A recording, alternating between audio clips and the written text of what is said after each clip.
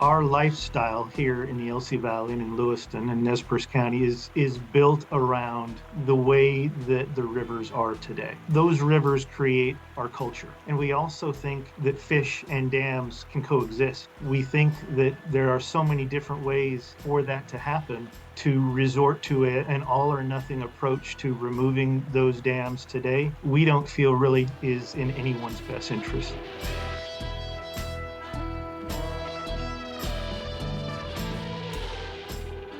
Welcome back to DAM, the official podcast of Northwest Hydropower.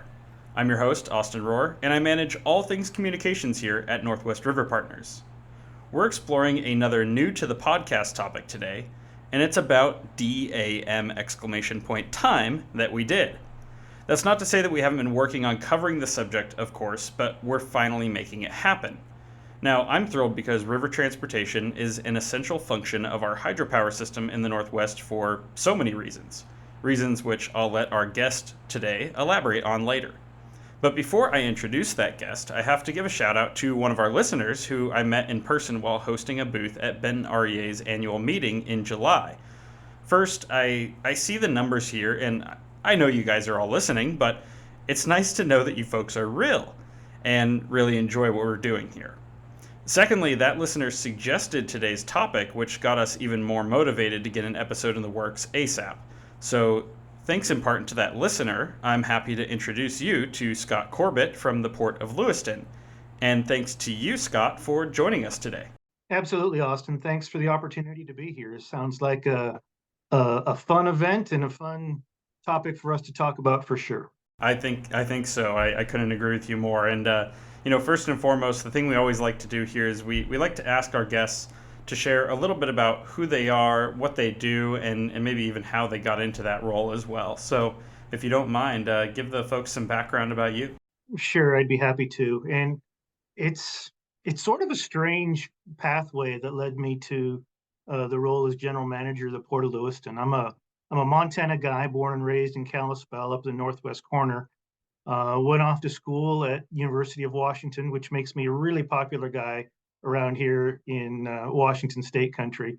But got a degree in biological oceanography there. So interestingly, it gives me a different perspective on the biology of events when we start talking about, hey, what is going on with fish, and what is going on in the ocean when these fish are are heading out to where they spend the majority of their lives. So, um, given that background with me, it provides me a little bit of a, hey, maybe that's not quite right, or a truth check on some of the things that you hear. After my time at Washington, I went off and I was a naval officer for 6.5 years. I was actually the navigator on a destroyer. So again, we start talking about how my strange career applies to this job. When you start talking about navigation, inland navigation on a river system, and what it means and what it requires and what those rules are, I've lived that for a few years and was the guy responsible for that on a Navy destroyer on some trips up different rivers, including all the way up to Portland for a festival. And you get again a different perspective when you've lived that piece of what you do every day in a past life. Um, from there, I went back home to Montana and got my Juris Doctor degree and practiced law for about 10 years there in the Missoula area and all over the state of Montana. And again, that sort of perspective gives you another interesting take on the different issues that come up at a port. Some of them legal, some of them just, compliance and statutory and things of that nature. I defended lawsuits, so when somebody would get sued for some aspect of their life, I would come in and defend them in a civil court. Not didn't do any criminal work, but it was in a civil way. Um, from there, that eventually led me to the wonderful world of human resources, where I was the HR lead at the largest paper mill in Montana, and then got recruited to come over here to Lewiston when a big old company called Potlatch spun off and became a smaller manufacturing company called Clearwater Paper. So I was their first ASR manager here in Lewiston. Got to be with them for about 9 years, and then had a couple more stops. One at Schweitzer Engineering Laboratories, starting up their university relations program, and then doing economic development here in the LC Valley at an organization called Valley Vision. And at that point is when my predecessor, David Doringsfeld, decided to end his almost 30-year illustrious career as the manager of the port and retire. And I was fortunate enough to step into that role. So, every path is different, but mine seems to have a few more twists and turns to it. But when you add it all up and you think, well, what truly prepares you to do what you're about to do here at a place like the port? Um, it provides some unique perspective. I think that unique perspective comes in handy as well for today's discussion because there is so many different things that go on not only at the port itself, but also when it comes to just the issues that we face in general. I mean, it's you're never just talking about one simple thing, right? So, Oh yeah, you're um, spot on, Austin. yeah, I mean, we cover so much here. I know how challenging it can be to try and wrap your head around that many different issues at the same time, and at least be somewhat of a subject matter expert on it, right? Oh, absolutely. And when I came to start hiring folks for our team here, one of the key attributes that I was always looking for is that flexibility of learning and the ability to learn something new because we do go in so many different directions. Without that, you're gonna fall behind and get left in the dust. So, people probably see if they're spending any time, whether it's on I-84 or coming down I-5 or being around Portland, wherever. If they're near the Columbia and the river system, they might see barges or ships or something going on out there, and see them out on the river. But what I find so often is even when you kind of start talking to people about, okay, so do you understand the river transportation system and how it works? It's like, yeah, I don't really I don't really think so. I mean, I think it's a bit maybe unfamiliar to people, and I think naturally people are going to be saying, well, hold on a minute. If I look at the map and I see where Lewiston is, then I think about there's a port of Lewiston. What in the world is that? How does that work, right? Obviously you have the river there, but maybe you could kind of explain like what does the port of Lewiston look like? I mean, how does this whole operation work, and how do you transport things via the river system out of inland northwest out of Idaho? Yeah, that's a great question, and we we even get that same question. Well, what's the port? We get that locally as well. Um, for us, we are at the extreme inland end of this thing called Marine Highway M84, which is really the pathway that we're talking about today for transport on the river. Um, we here at the Port of Lewiston are the um, proud and single designation of a port in the state of Idaho. We are the one and only port within the state of Idaho. I'm proud of that fact. Um, and we tend to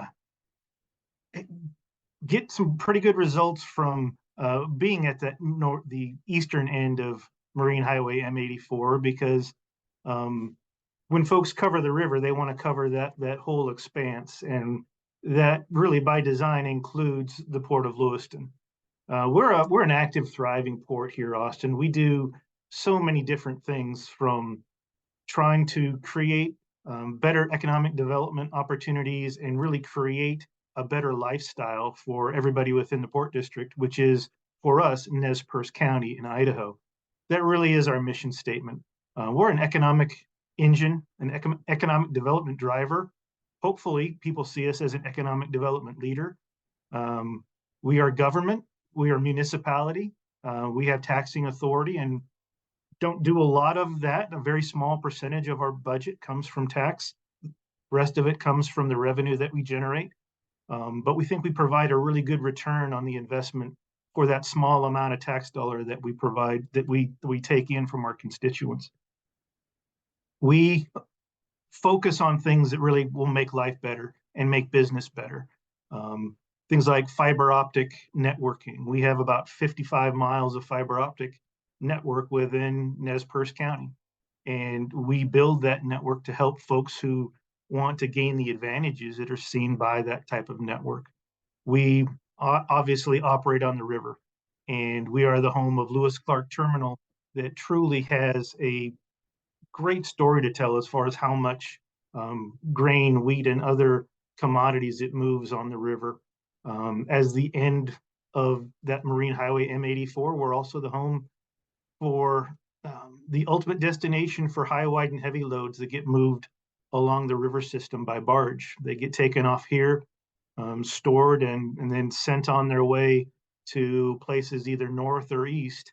Right now, we're just doing the last few pieces of a big project for wind turbine blades that are heading up to Alberta for a big green energy project.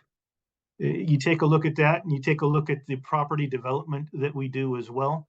We're in the ends or middle stages, I guess, of property development of a company that moved over here from the Portland area that is building a manufacturing facility on ground that we sold to them from the port.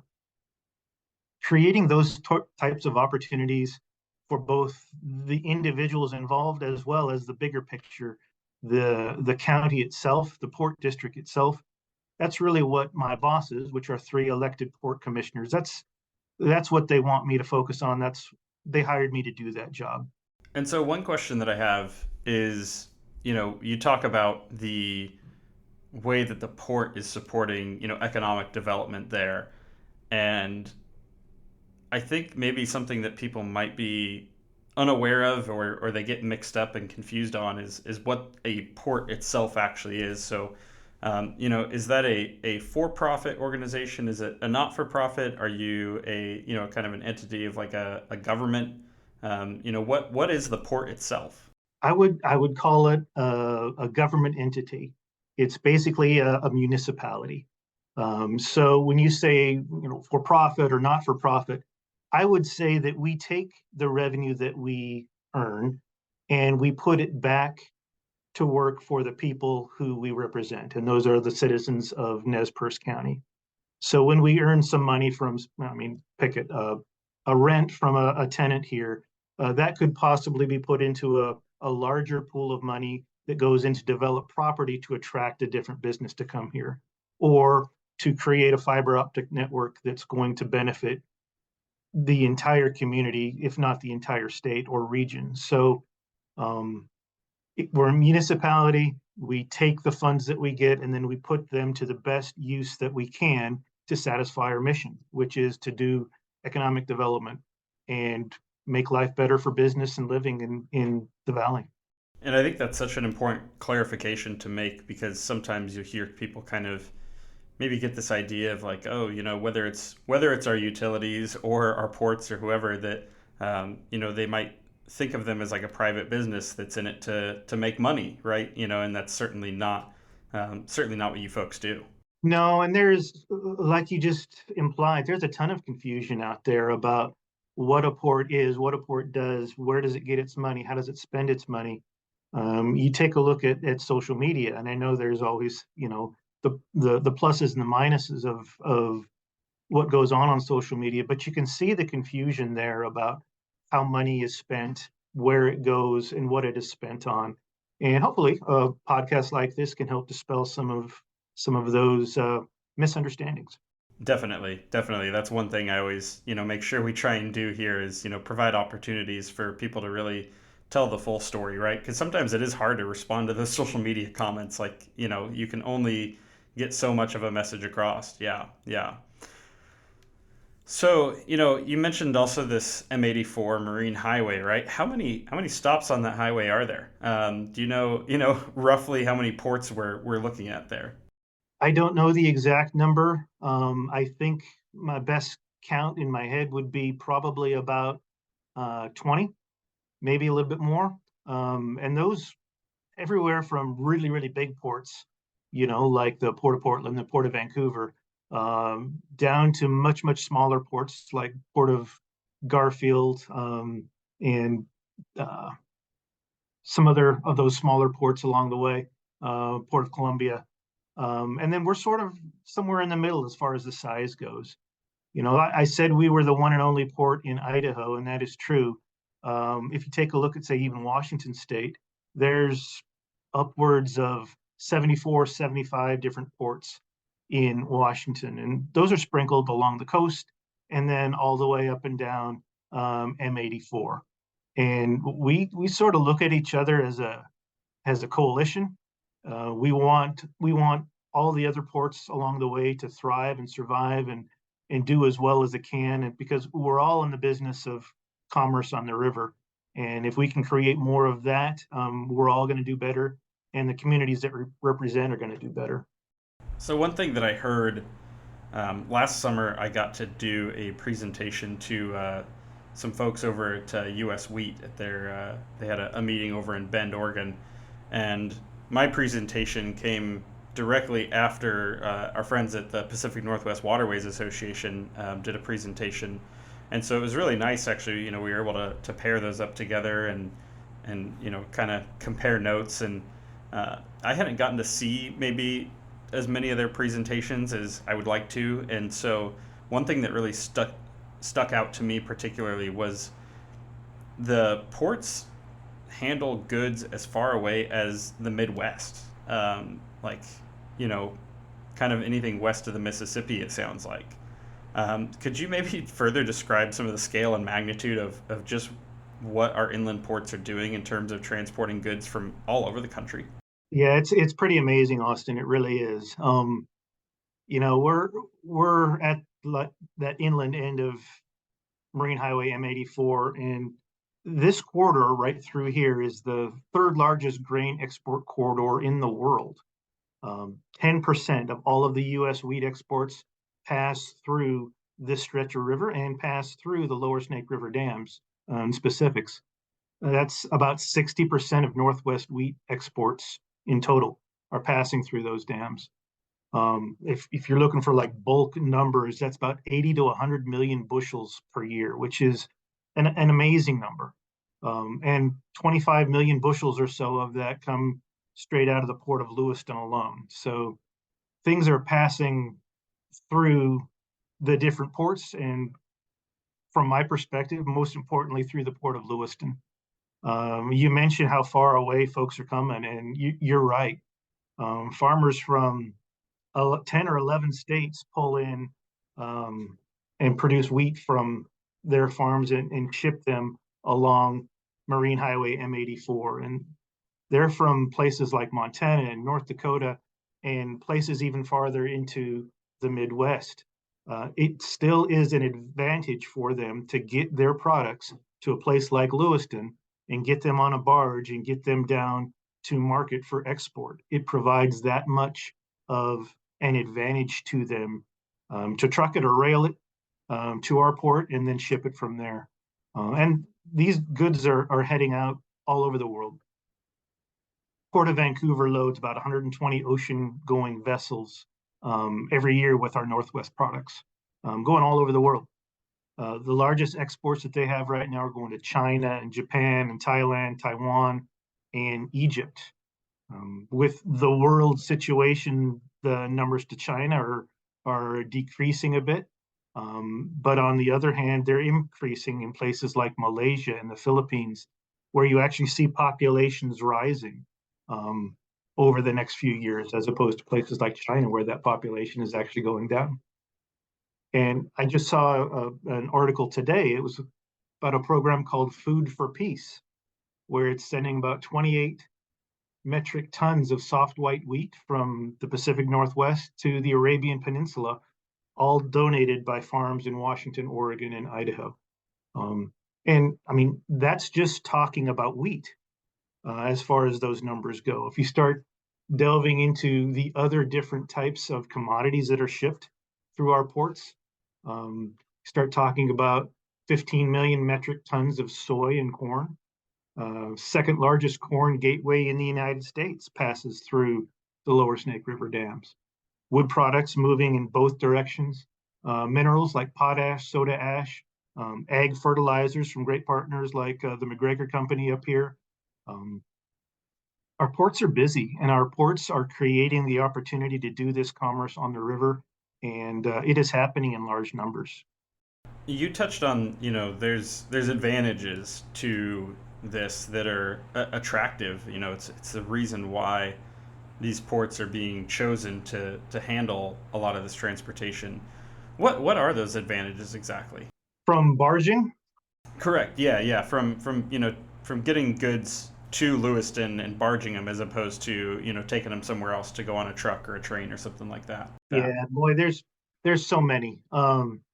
If you are talking on an economic basis, the ability to get your goods onto a barge in bulk and moved all at once provide a huge advantage for those farmers, upwards of as much as 50 cents a bushel of advantage to them by using these barges. Um, and frankly, the ability to do that and know that your product is getting to market on the time that you said it was going to, or the reliability of the process, is a huge advantage. You start looking at some of the bottlenecks around, Interstate 84, where you would probably be trucking your goods or by rail, and you see these federally DOT recognized bottlenecks in these different places that create a huge uncertainty about whether or not your product is going to get to the export market on time. With barging, you don't have that issue. You have a 50-hour transit down the river. You know when it's going to get there. It's going to get there in, the right time and the right condition. You're avoiding the weather delays that you're going to get if your truck is somehow hit a storm and has to hunker down. There's so many advantages to the farmer than that, other than just that 50 cents a bushel in price savings. Um, you take a look at the advantages for our farmers around here in the Palouse. Really, some of the best farmland, the most productive farmland in the world, and the ability to get that down to a place like the Port of Lewiston, Lewis Clark Terminal, um, in 30 minutes from your farm and get it on a barge and get it out is amazing for them. It provides a huge advantage. And you start talking about different commodities like peas and lentils or corn or garbanzo beans or whatever the case might be. That ability to ship that 30 miles away to a port and then not have to worry about it again is a huge transportation win for the farmers. And we haven't even started to talk about the wins from an environmental perspective. Maybe we can talk about that in a bit. Definitely, that's something I'd like to touch on for sure. And something that also comes to mind. You talked about the sort of the volume, the say the number of bushels of wheat, things like that. Um, when it comes to sort of the economic side of it, I mean, what kind of dollar figures are we looking at when we're talking about the amount of the amount of goods that are coming through the port? Dollars are king, right, Austin? It's always about where are you going to save your money? And I will tell you that latest number I have for Idaho, which was 2021, said the value of Idaho's wheat exports was in the neighborhood of $344 million. Um, so we're talking about a significant amount of money for both the industry and the state. And you multiply that times Washington and Oregon and start talking about Montana and those other states where we talked, those 11 different states. You see the amount of dollars that export actually brings in. Talked about that 50 cent a bushel advantage. And when you start to add up 25 million bushels coming out of the Port of Lewiston, um, my less than advanced math says that that's about $12 million in potential savings from the use of barging for just the wheat that's coming out of the Port of Lewiston. Um, I saw a number where there's $24 billion in cargo value that is moved on the river system every year. And when you start taking a look at how that impacts life along the river and the tentacles that it has going out from the river all the way through the states around the Northwest, it becomes a very large deal. If you were to take that away, if you were to remove lower Snake River dams and prevent that barging from here, all of that value goes away. You have to then try to find different avenues. You have to find, and we'll talk about this later, I think, but find significantly greater numbers of trucks and drivers and rail cars and all of the disadvantages that come with that. Um, I did see a recent economic study that says the river system contributes about $346 million to the regional economies along the river every year. Without the ability to do riverborne commerce, that goes away. And I do know that you know the barging system isn't the sole mode of transportation. I mean, certainly trucks have to come into the port to deliver these goods there and everything. But maybe how do some of those other things compare the rail system, the trucks, the other modes of transportation that the port sees? Yeah, they're all really critical, Austin. They're so important to the overall progress of what we try to do. Not everything we do is river commerce. Some of it actually does go over the road and over the rail. We are what they call a multimodal transportation hub. Um, we have we have rail, we have truck, we have barge, we have a working airport, really good airport that's about 5 miles away that we try to support as often and as many different ways that we can.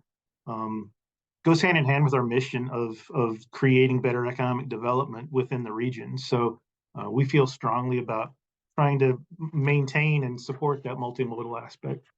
Um, Barges, like I said, we transport wheat, barley, peas, lentils, hops. We have wood products that go on the river as well. Sawdust, barges bringing high, wide, and heavy. Our barge traffic is really the key to our port, but we are also a regional transportation hub for a company called Swift Transportation, which is one of the largest trucking companies in the Northwest, at least.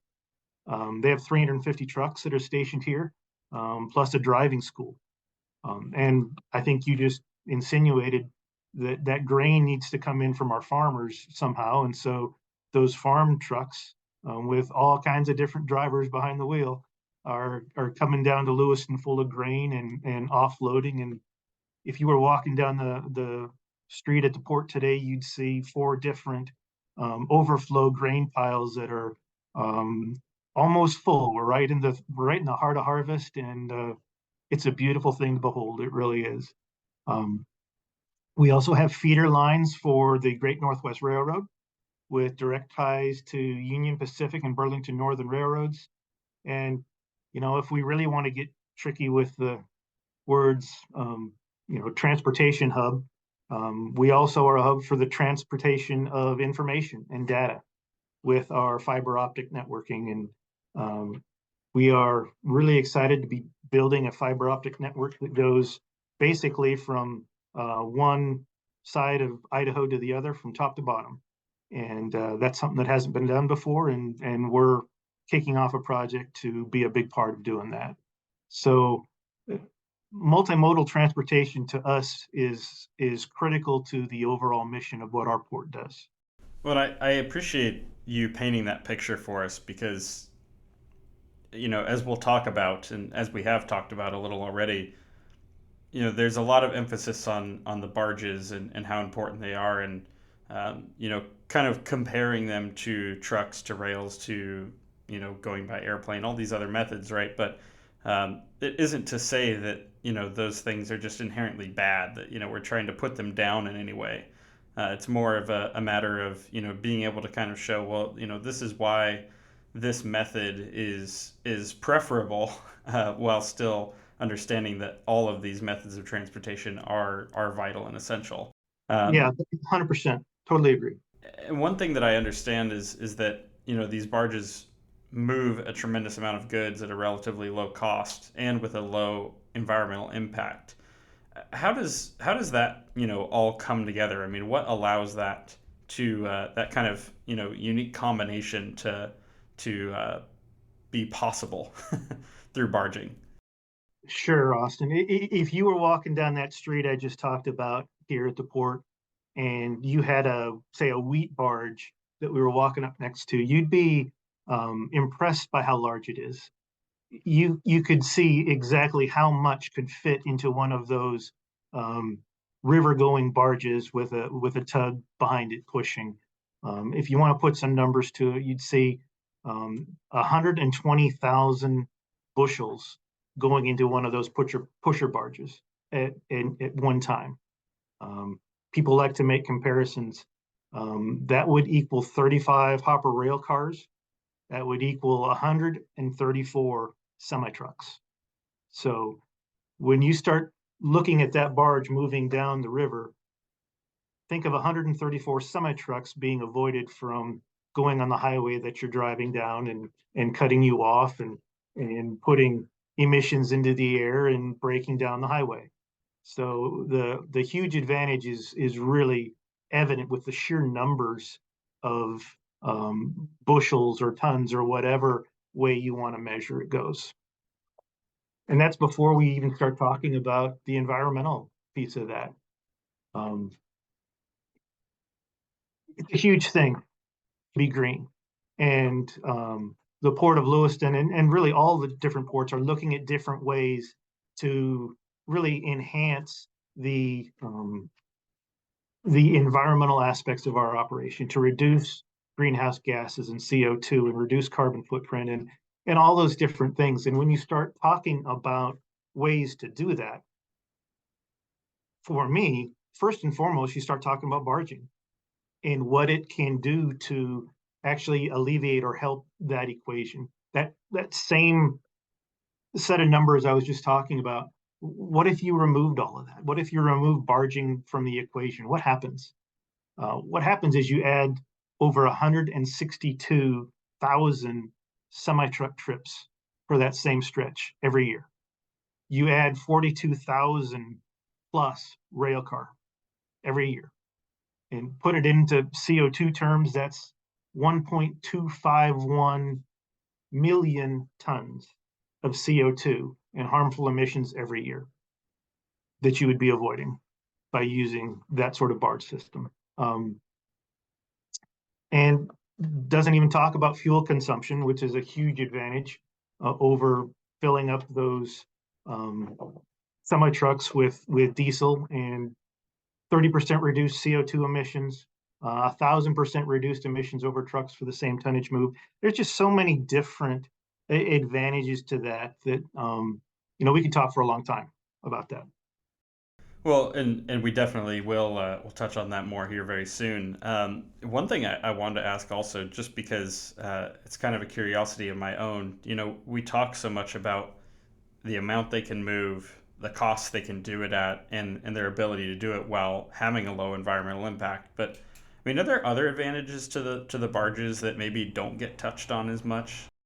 There are, Austin. I think when I talk to a farmer, the biggest thing, and I touched on it a little bit earlier, the biggest advantage, other than that price point per bushel, is the reliability.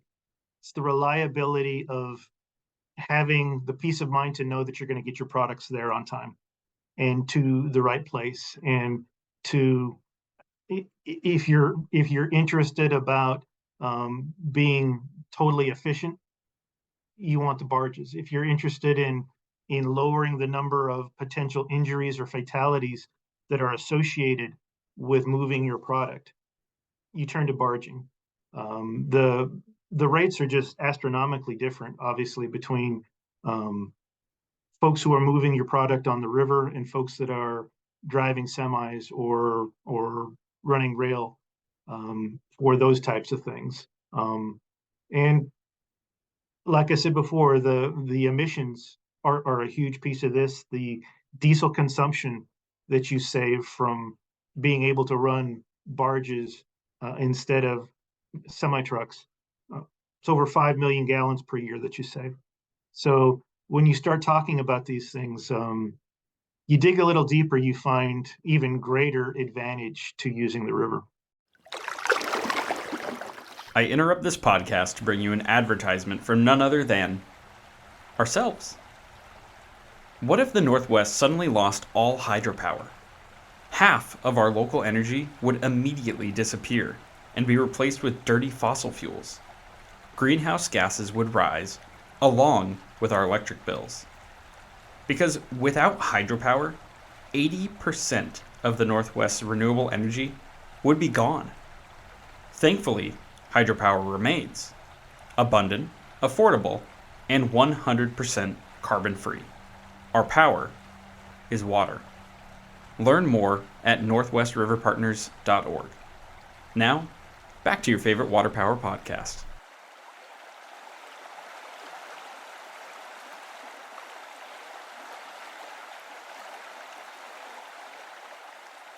And speaking of using the river, we've kind of arrived at that point that I think we have to discuss it.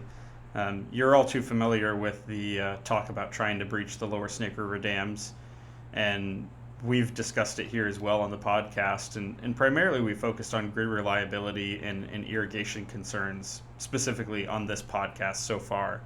Obviously, our organization covers much more than that. But what maybe our listeners specifically haven't heard about is the impact that breaching would have on the ports and on the river transportation system as a whole. They've said that, you could take all the services that the dams provide and easily replace them, but I take it that you wouldn't necessarily agree with that statement. No, Austin, I wouldn't agree with that statement at all. I was fortunate enough to listen in on the FMCS listening sessions that were had in the springtime months, and I heard folks making those sort of blanket statements about, everything being easily replaced. Um, that's extremely far from being accurate. You can run the numbers and you can see what would be necessary to replace the the barge traffic that we have right now. And like I said, the numbers don't add up. We don't have the number of trucks to replace them. We certainly don't have the number of drivers. Folks who are truly in the know about what is going on in the world right now know that there is a significant shortage of drivers, and it can create significant havoc with supply chain issues, and don't see that problem really changing anytime soon. So when you start talking about, yeah, just flick the light switch and you'd be able to take more by truck, not the case. Same statement made about just take more by rail. The unfortunate thing is we don't have the rail infrastructure within the Northwest to be able to do that. And the cost and the sheer volume of the work involved in creating new rail throughout the Northwest is staggering. And the rail companies would have to take on that burden and expense. And, I'm not sure that's anything that is on their to-do list for the next 10, 15 years. I was lucky enough to be asked to testify to the subcommittee on water, wildlife, and fisheries for the House Natural Resources Committee. Heard from some very, very interesting witnesses there. Heard from a gentleman named Rick Dunn of the Benton Public Utility District on how basically every drop of carbon-free power is critical to avoid, since it's not possible to replace it with new technology. The folks in those listening sessions just said, well, just replace it with solar.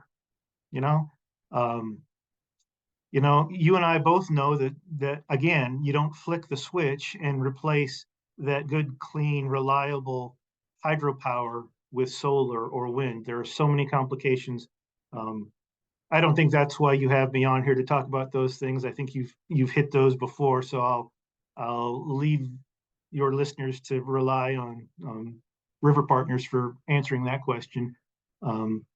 Heard also from Alex McGregor, great businessman from this part of the world, on how rail cannot possibly replace the advantages of barging. My testimony there in front of Congress really focused on the changes here at Ground Zero that would take place if those lower Snake River dams were breached. And I was the only one who talked about that on the listening sessions, because I'm not sure anybody else really cares all that much about what happens at Ground Zero. This is going to change our way of life if this should happen. It certainly changes our approach to commerce. It creates burdens for our major employers that rely on the current state of the river. Um, Not to mention changes slash extinguishes new industries that are coming to our area, like cruise boat traffic.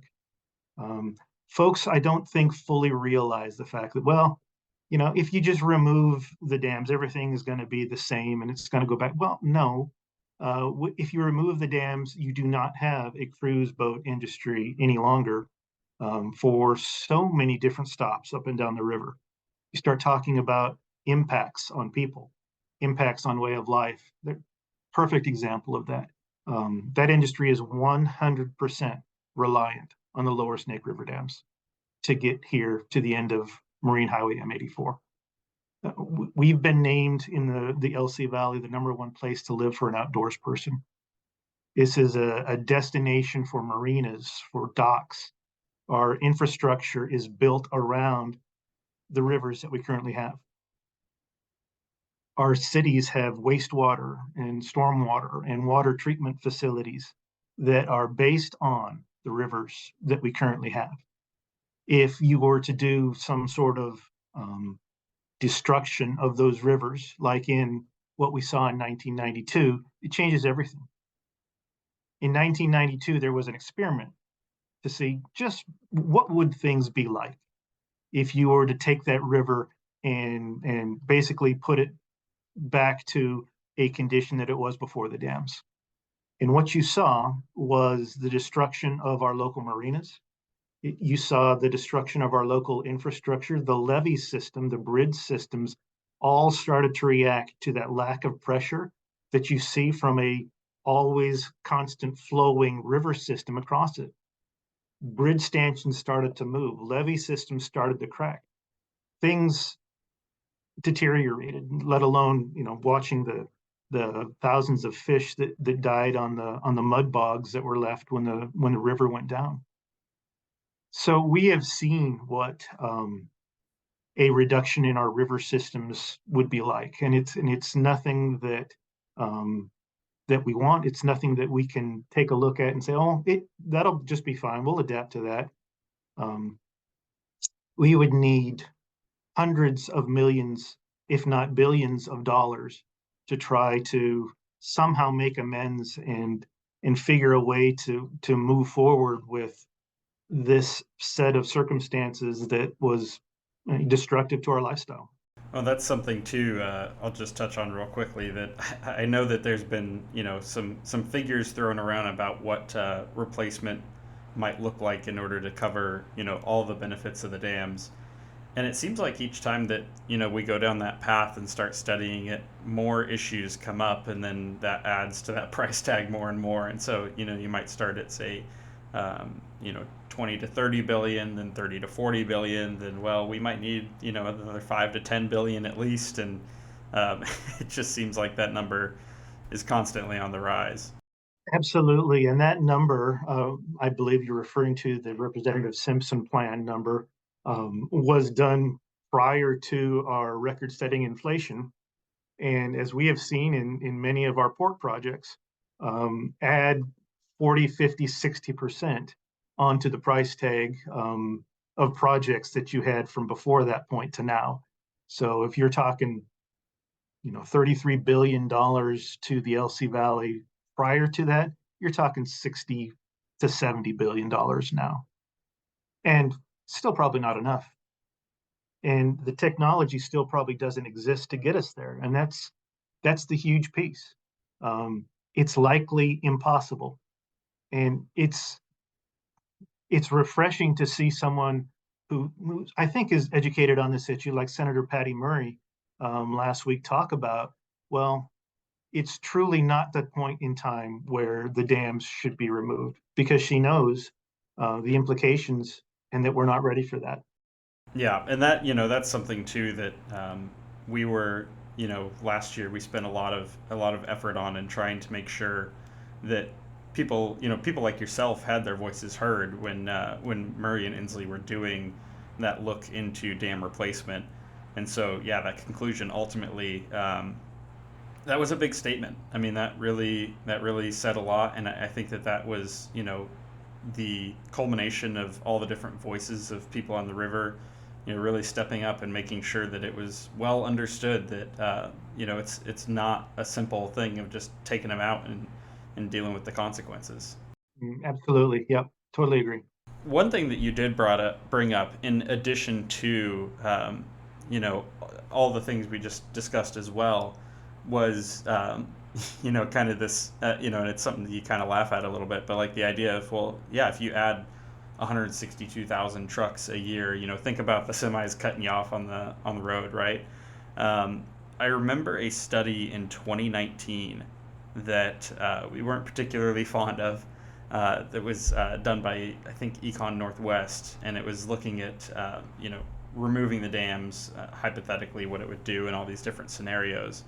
And I actually read every page of that study through, and one of the things that came up in the transportation that was really tucked away, and I don't think got a lot of attention at all, was you would have to increase the amount of trucks on the road, and that would also result in not just inconvenience, right, but you increase the amount of traffic accidents, you increase the amount of injuries and deaths that come with traffic accidents, and then you also put a tremendous strain on the roads themselves. You think about like potholes and road deterioration and the ruts that you get and everything like that, because that many more trucks puts a lot of strain on the road system. And then something also that kind of ties into that as well is the you mentioned the hydraulic pressure of the river, and a lot of that roadway, whether you're talking like Highway 14 or I-84, I mean, it's built right on the side of the river. And I know, like in the Snake, it's kind of the same thing. A lot of those roadways are, dependent on the hydraulic pressure provided by the river.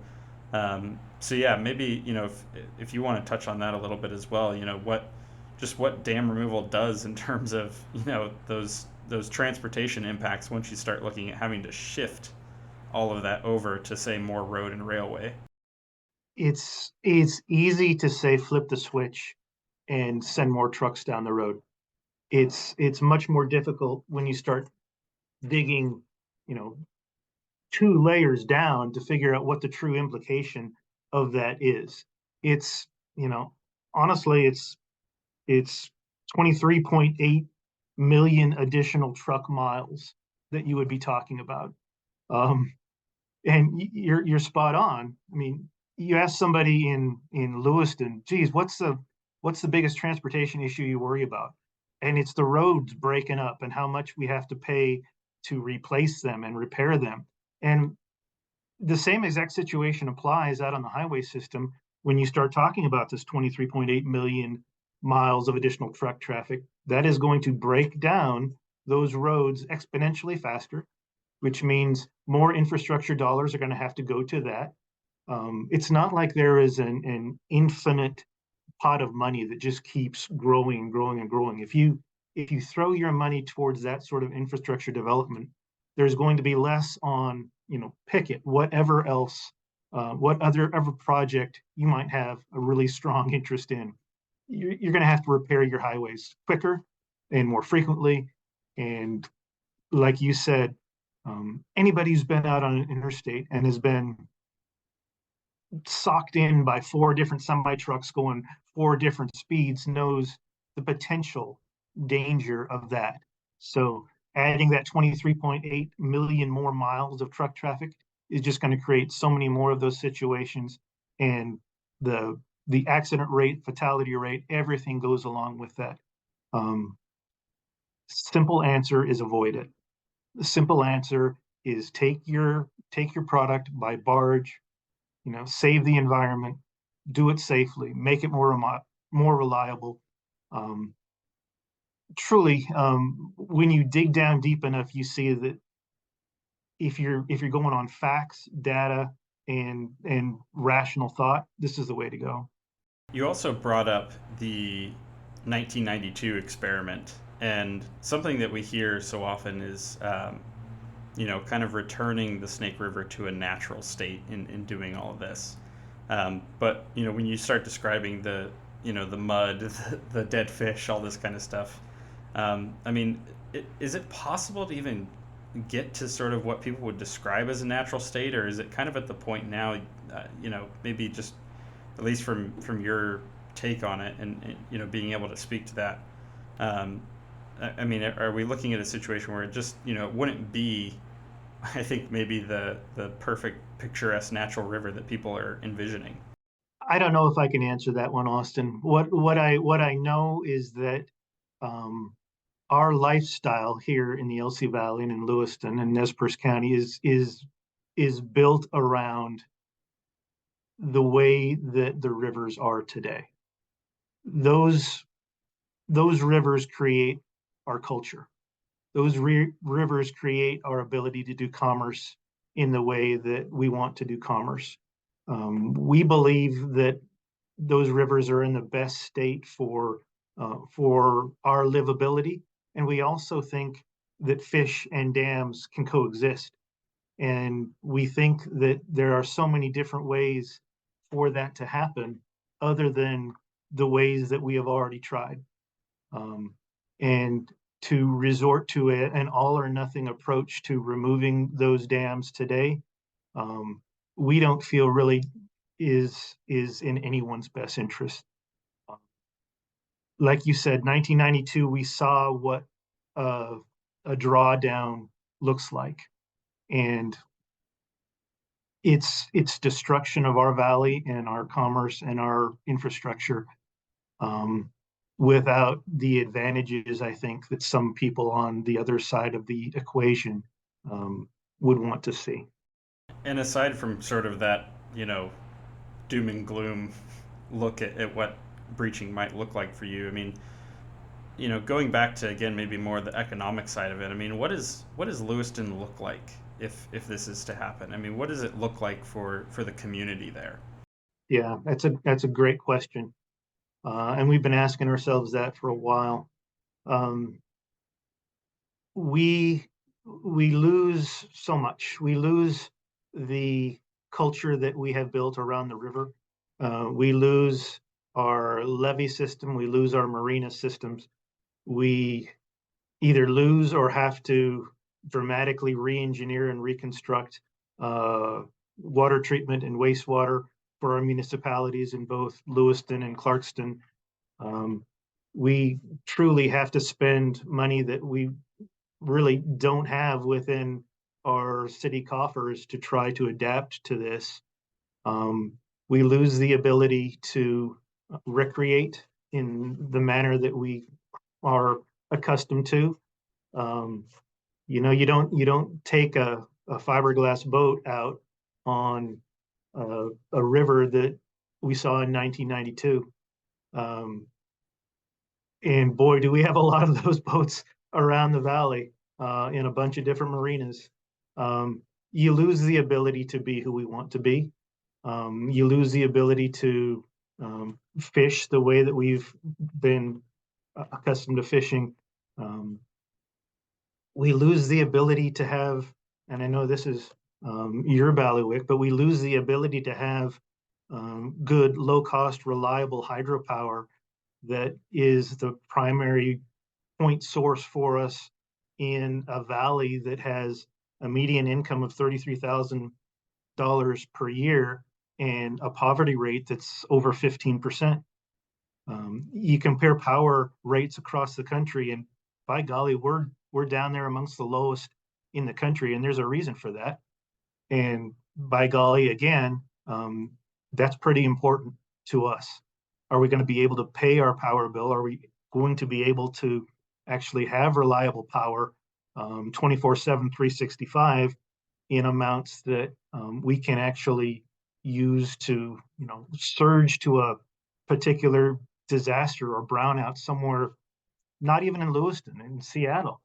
Um, Figuring out truly what is important um, is what we've been trying to do. And honestly, we don't think that um, life remains as it has been if those dams are removed.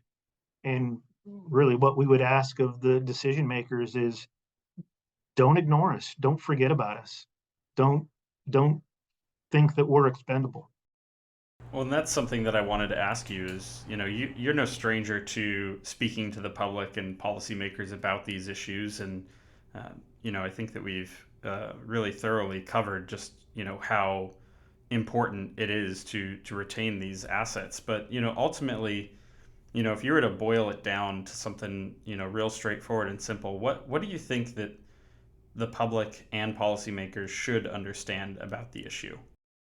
I would go back to what Senator Murray said last week, understanding that we are not in a position today to remove those dams. We cannot replace the services that are directly linked to those. I mean, we have 14,000 regional jobs supported by agriculture that flows to the river. We are not in a position right now to be able to replace everything those dams give and ensure those 14,000 people are still going to have jobs. Um, so I would say that first and foremost, and then just repeating my statement again. The people at Ground Zero in Lewiston, Idaho, is the stereotypical poster child for Ground Zero. People at Ground Zero at this issue or involved in this issue um, know that we are not expendable, and that we need to have a voice at least, and that when you start talking about taking some action or other, understanding what that means to us and the implications to us. Um, and man, if you start talking about what you really want them to know, you really want them to know the science behind fish and dams, and you want them to be able to understand how that works in reality. You'd really want them to be able to remove the politics from the situation and just focus on the actual honest to goodness science. And if you were to do that, um, the situation and the decision making becomes a lot more clear. And I mean, that's something that, it is so challenging to really dissect. There's a lot of conflict even within that, and you could probably do a whole nother, not just one episode, but a whole other podcast just on fish, just the fish science alone. I mean, I'm sure you have the fish biology background and everything like that. I'm sure you all know all too well how complex that kind of subject can be to try and cover. No question, Austin. And you take that and it's so complex. And then, I mean, you add um, the legal process that is at play as well, and how unusual this particular process has been. And that could probably be the subject of another podcast. We're lining them up for you, Austin. Perfect. Perfect. No, I can only imagine, like, for your background, both the legal and the biology side of it. I mean, it's got to be just fascinating to follow, even on a personal level, right? I would use the acronym FF, fascinating and frustrating. That fits. That certainly fits.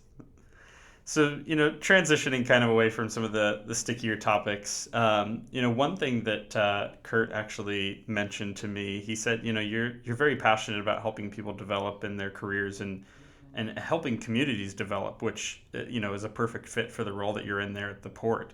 Could you tell us a bit more about that and kind of what the port allows you to do in order to pursue that passion? That's a great question. I've had to pull back a bit um, from some of the community work that I've done, just because, my goodness, we are busy, and the size of what we are trying to do and how many different ways it goes really is, full-time job plus plus. Um, Prior to coming here, I led a bunch of different organizations like Twin County United Way is their board chair, the Chamber of Commerce is their board chair. Still lead a leadership development program called Leadership Elsie Valley that takes a look at different people around the valley and tries to get them ready to step up, because boy, this whole process um, just shines a bright light on leadership. and how important it is in every aspect of what we do here at the port, but every aspect of what this process is as well. The whole fish and dams and river biology legal process, leadership is going to get us through it and out the other side of it in a positive way, I'm convinced. There's, work I've done with our local civic theater. They were in some extremis, and we jumped on the board and tried to bring them back to life, and they are just thriving. They're doing an amazing job there. Yeah, I would say my passion is for this community and to develop this community. And the my team here gets tired. Do you get tired? Yeah, I probably do. Gets tired of me saying this, but creating an impact, making an impact is what we're here for. And our impact needs to be created for our constituents here in the valley, but it's bigger than that. I think this port has an obligation to try to help preserve commerce on the river as best that we can. And organizations like yours with Northwest River Partners does an amazing job with that. PNWA as well. Kurt is an amazing speaker, an amazing leader, and I just kind of follow his lead a lot of the times, and use the old acronym. What would Kurt do in a situation that helps us to decide how better of an advocate can we be and what can we do. But yeah, we're driven by trying to be the most impactful team here at the port that we can. Well, those compliments are appreciated, and I'm sure when Kurt gets to this part of the episode, he'll appreciate them. I won't spoil it ahead of time for him, but something that crosses my mind as you're saying that as well. You think about the billions of dollars in commerce that's occurring as a result of the port, and then you compare that with some of the numbers you shared about the poverty rate, the median income, everything like that in Lewiston, and it does really sound like there's an excellent opportunity to sort of maybe narrow that imbalance a little bit of getting people to a point where not only is the port able to provide such a benefit, but the community can really see that as well, and people can be leaders and be advocates and really enjoy the benefits of what you're able to do there. It takes a coordinated effort. I mean, that's what I have learned in my time here, especially in the valley, in trying to get progress made and some sort of growth happening.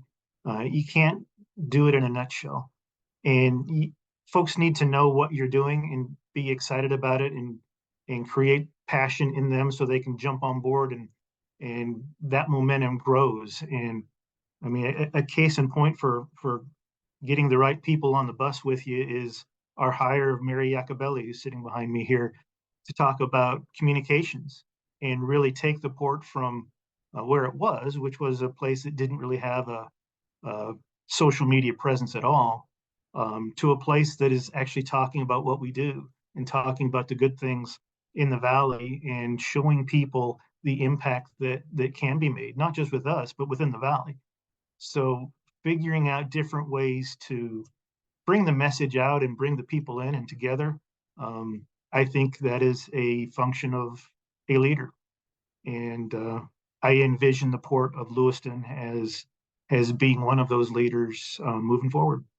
I got to tell you too, just on a personal level, I kind of have to laugh because it sounds very familiar here at River Partners, where we had no outward facing communication in terms of like social media or anything, and that's kind of what I came in and got going, and so I'm cheering you on that.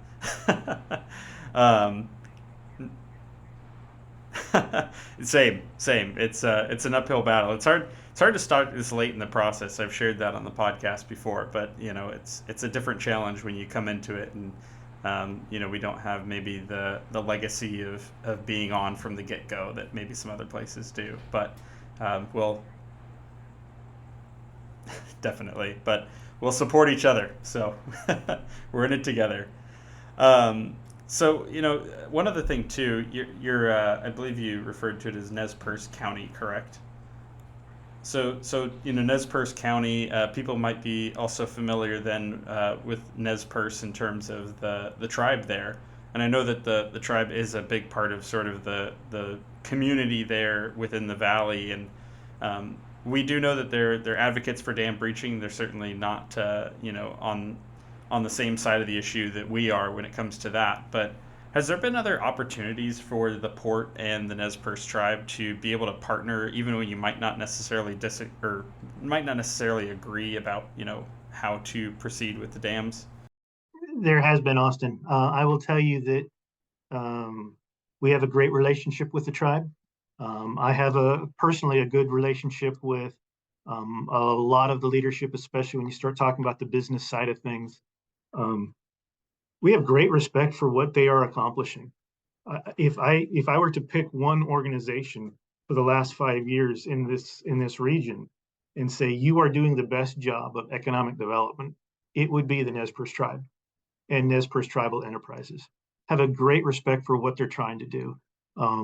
They are expanding the opportunities for not just their folks, the Nimipu people, but as well as the folks of the valley. They have developed waterfront. They have developed away from the waterfront. They have um, enhanced their opportunities at their casino and system out east of town. Honestly, the leaders of Nez Perce Tribal Enterprises are folks that have a vision for what comes next. And you're right, we don't always agree. We tend to not talk a lot about fish and dams when we talk. Instead, we talk about opportunities outside of that sphere and how we can make each other better. Whether it's fiber optic networks that pass through the reservation or coming this way from the reservation, all the way to you know are there ways that we can partner in the cruise boat industry that are less controversial and really ways that the tribe can use that industry or whatever industry it might be to tell their story, to enhance the ability for folks that aren't familiar with Animi Poo to understand more about their legacy and their culture and the way of life. And honestly, our tourism industry here relies so much on the Lewis and Clark story and the Nez Perce people, um, teaming up with them to enhance whatever opportunities there is a golden opportunity, and we're trying to take advantage of that. And I really appreciate that because so often it's like just because of the dam issue specifically, it often puts us in a position where we're seen as sort of being adversarial or whatever the case is. But at the end of the day, we're all people, and we're all in this together, and we got to find ways to work together. So being able to overcome those differences is far more important than arguing about them. I can say without hesitation, Austin, that um, the folks of the tribe and the folks of Lewiston and Nez Perce County, they all want the same thing. They all want to make our valley and this region a better place to live. And I really do appreciate that. Um, Something that's gonna kind of go off topic here, but we're winding down, we're getting to the end, and you got the gears turning in my head about it. But I guess to segue into it, right? Speaking of people being at odds, um, something that came to my mind was that there's a lot of crazy things going on in the world right now. We know that there's the situation with Russia and Ukraine at war, and we've covered enough controversial ground here today as far as the Snake River. We don't have to go into anything political involving that war specifically, but I am just genuinely curious when you look at supply chain and wheat itself. I mean, has the whole situation from a just purely a wheat export standpoint changed in terms of I know that Ukraine is important to global wheat supply, as is the Northwest. So I imagine it's caused some shifts there, maybe. I've asked that question to growers in the region and wheat associations that I've gone to speak at, and what they say is that um, it hasn't had a dramatic effect on what they do. They are still trying to maximize their yield and their quality, and they're still looking for the best opportunities for their products. Um, where their product goes has been affected a little bit. You look at where Ukraine has historically sent its wheat, and a lot of that is African continent, and really is critical to feeding those people on that continent. Um, there may have been a little bit of spillover from where the grain comes or the grain goes, and it comes, out of Portland or Vancouver, um, to alleviate some of that discrepancy. But man, for the most part, it's business as usual. I think price has been affected to some degree. The whole supply and demand has a dramatic impact on how much you get per bushel. But I think for the most part, farmers have been business as usual. No, that's good to hear, and again, it's kind of one of those things. It's like ultimately, I think myself and probably others included, are probably just going to be generally curious, like, oh, okay, well, I've heard a lot about wheat issues given global circumstances, and with how much wheat is being handled by the river system. It's interesting to hear what things look like right now there. Um, last thing I want to ask you, um, looking forward, kind of looking ahead. We've talked a lot about current issues, things in the past, things like that. But what's kind of the vision for the future of the port and for Lewiston overall? I mean, where are we headed next? You're not going to be surprised when I say the goal of the port is going to be to make an impact. It's going to be to create opportunity and enhance opportunity that already exists. Um, we're going to try to create some of that opportunity by creating a cruise boat dock and venue facility here at the port. Um, we're partnering with American Cruise Lines, and we will have hopefully a venue open up on the river in cruise season 25 that will answer some of the questions that our locals have, and that would be, why is our access to the river, lower than we would like it to be? Why we don't really have that place to go for recreation or being on the river in the way that we want to be, other than points A, B, and C.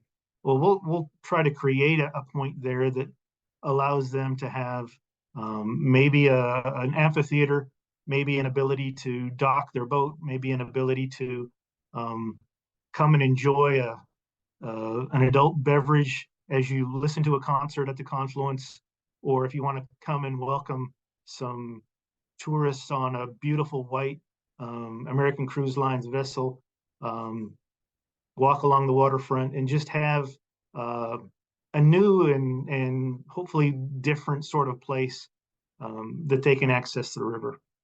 Um, I mean, that's one thing for us, making an impact with doing business better in the region, and that means enhancing our fiber optic cabling.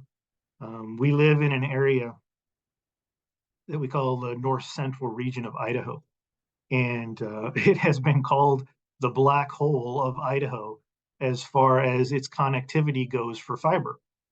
So trying to correct that and make sure that the folks not only within the Port District but within the region have the fiber that they need to actually be residents of 2023 and beyond is a huge way that we can make an impact.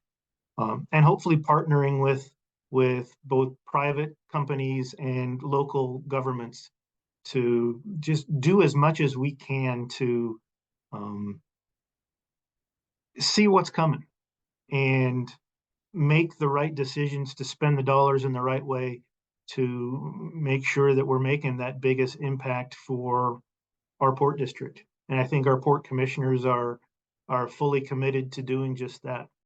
And that sounds fantastic, and I think the people of Lewiston have a lot to look forward to. It sounds like.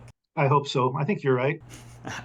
I hope so too, and I think yeah, I think that should be good. Um, so I've got one last ask for you. It's something that we always close out on with every one of our guests, and it's kind of the final question we like to end on. And I'm particularly excited to ask you this question because of your background, because everything that you shared in terms of your career and things like that. And that is a piece of general life advice that you could share with our audience. We try and kind of get away from the real lasered in discussion of today's topics and all the real deep divey stuff and just kind of get back to what life's all about. And so yeah, if you could share some good advice with us, we'd really appreciate that. That's an interesting question. Um, if I was to give that advice to my team and Mary, I would say I would use a John Wooden quote, and I would say, um, "Failing to prepare is preparing to fail." Okay, so she's got that one. Um, if I was going to say that to the rest of the world, I would say, don't take a moment of what you have for granted.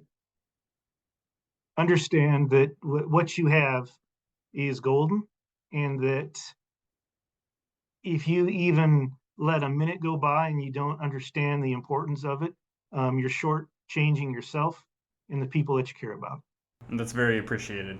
And I think that it's that kind of advice that I think really speaks to the leadership of what's going over there in Lewiston and what's happening at the port. And it's yeah, I think it's evident in the work you guys do, and we really appreciate everything that our ports are doing. Fantastic. Well, thank you for the opportunity to be here with you. It's my first podcast, so um, I appreciate the chance to check that one off the bucket list. I'm glad we could make it happen, and glad it was here on Dam. We definitely appreciate the time as well, and I'm really excited that our listeners finally get to hear from our folks in the transportation sector, and it's a story that we need to tell, and we need to tell a lot more of. So hopefully we can get some other folks on as well to keep making that story, um, you know, a thing that people have access to. Perfect. Great. Thank you, Austin. Appreciate the opportunity.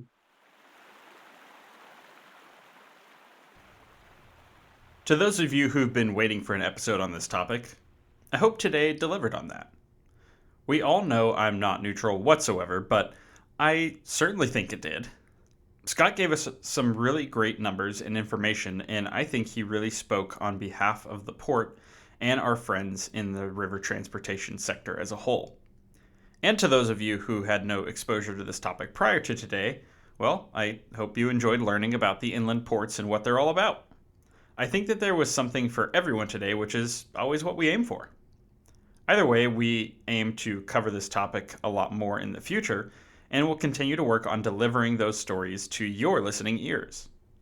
Now it's my turn to listen because I want to know what you learned from today's episode, what you'd like to hear on future episodes, and what you think of the podcast in general. More so, I'd like to know if we really did deliver on covering river transportation today, and if you still have some questions, well, please send them over to us. To do so, visit nwriverpartners.org, locate the contact form using the main menu at the top of the page, and send something our way.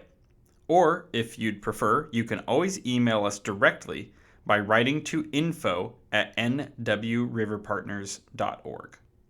At the very least, if you'd be so kind, find the review option on your favorite listening platform that you're currently using and give us a glowing 5-star review. Those things really help us grow our reach and expand our audience by boosting up the ranking of the Dam podcast. You should also tap the bell icon to turn on notifications so you don't miss any future episodes, which will arrive every other Friday. To stay up to date on the latest hydropower happenings, visit us at NW River Partners on Facebook, YouTube, Instagram, Twitter, and LinkedIn to see what we're up to. And with that, we've got another episode wrapped up here, so I'm off to do other communication-y things. See ya!